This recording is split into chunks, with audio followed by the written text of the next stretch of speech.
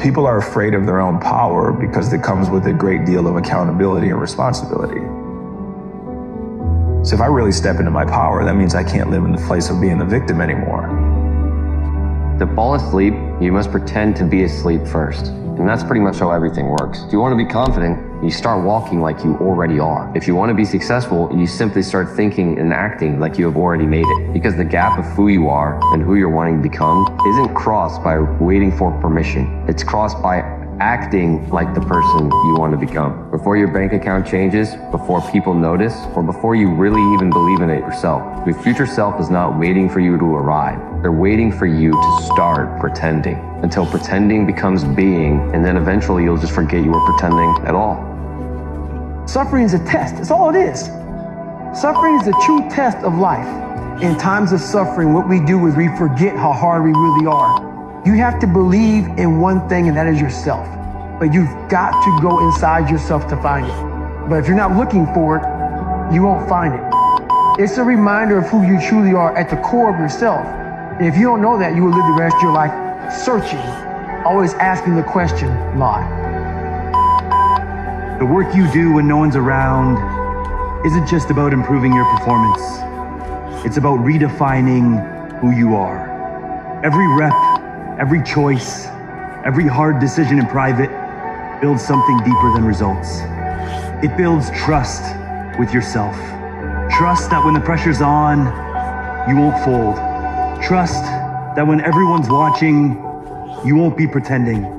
You'll be living the product of your preparation. Because when you show up for yourself when no one's keeping score, you create a version of yourself that can't lose. Yeah, I'm talking to you. You keep playing with your potential. Your potential is sky high, but you keep playing to the floor. You don't realize that you have a gift that you're not using. You're literally just a mentality switch away from doing everything that you set out to do. I believe in you, dog. I want you to do it. Be safe.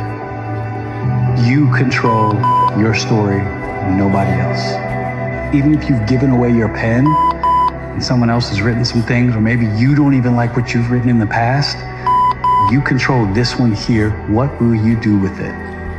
That is where your power is. You can do nothing about the chapters that are behind you, but you have so much opportunity to write the best chapters that are in front of you. The revelation is, I control my pen. I am the greatest narrator of my life. I will control the narrative and the commentary about who I am. People can make of it what they will, but I'm in control. So if you don't like the stories and the chapters that have preceded whatever you're dealing with right now, what a great day to maybe start that first sentence of what your new chapter is going to look like. You control that. Nobody else. Nobody else can do it for you. Nobody else can write it for you. People can encourage you, but at some point you got to pick up the pen of ownership and say, this is me. This is my life. This is who I want to be. Who might you become if you invested in that person? Fear says, what if? Faith says, even if. What if it all falls apart? Even if it all falls apart, I'll build it back stronger than before. Fear creates disasters that haven't happened. Faith prepares you to endure them if they do. Feel the fear. Have faith it will all work out. Do the work anyway. Even resistance hums like invitation. The obstacles are alive, but they're willing to be reshaped. Yes, you're not here to escape the dark, but to teach it how to speak in vibrant color.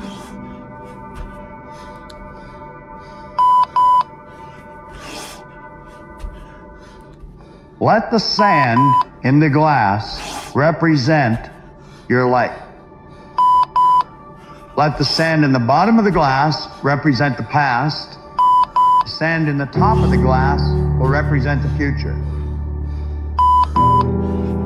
The nobler the aim, the better your life. If you don't have a noble aim, then you have nothing but shallow, trivial pleasures, and they don't sustain you. And that's not good, because life is so difficult, it's so much suffering, it's so complex. It ends and everyone dies and it's painful. It's like without a noble aim, how can you withstand any of that? You can't. You become desperate, and once you become desperate, things go from bad to worse very rapidly. all of us have within us this amazing capacity to manifest and attract anything that we want into our life.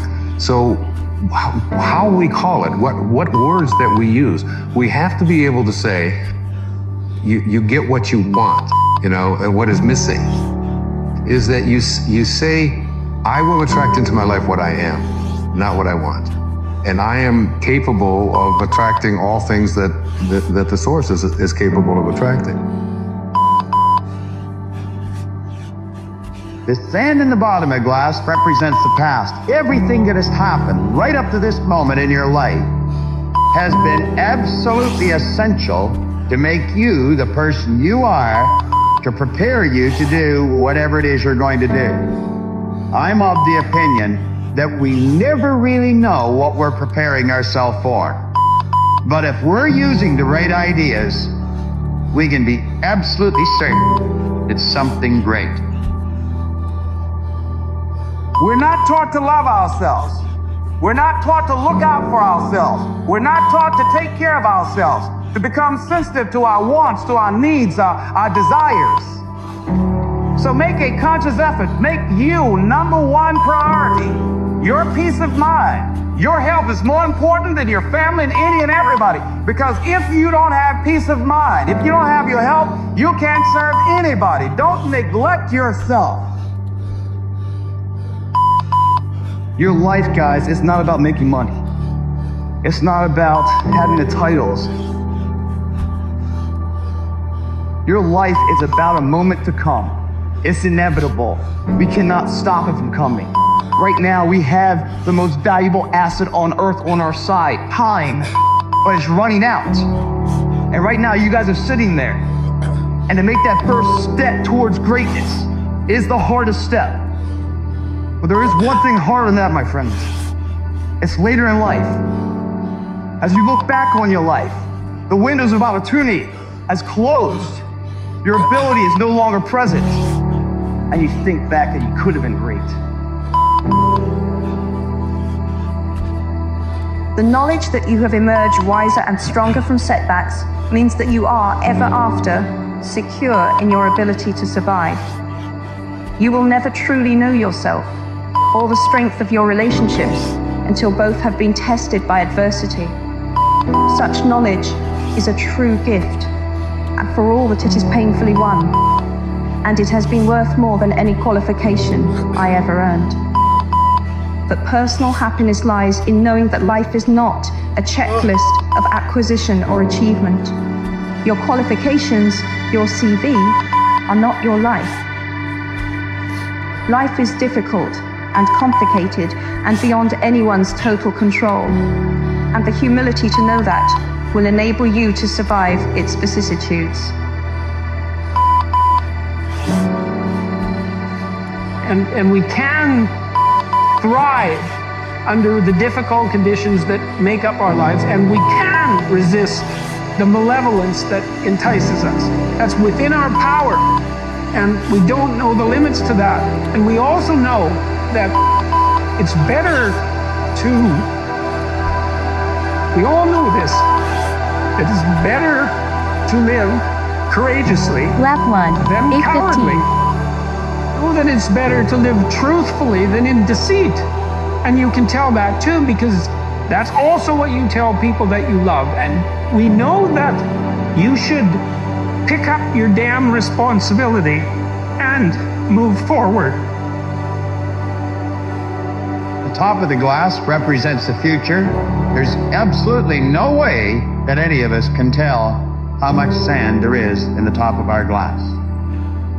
And to spend your time focusing on the past is to spend the only thing that you've got, and that's what's right here, right now, because the sand never stops running. As Nassim Taleb says, things that are robust, that are strong, that are tough, that can take just a lot of abuse before they break, they are still ultimately defined by their breaking point. Something that is anti-fragile, on the other hand, is something that the more you attack it, the more it is pounded on, the stronger it gets. Now imagine being able to build a belief system the thing that you build your self-esteem around, if all of that were tied to something that is truly anti-fragile, that the more somebody comes after it, the more robust it becomes, being a learner is that answer. The first way to get focused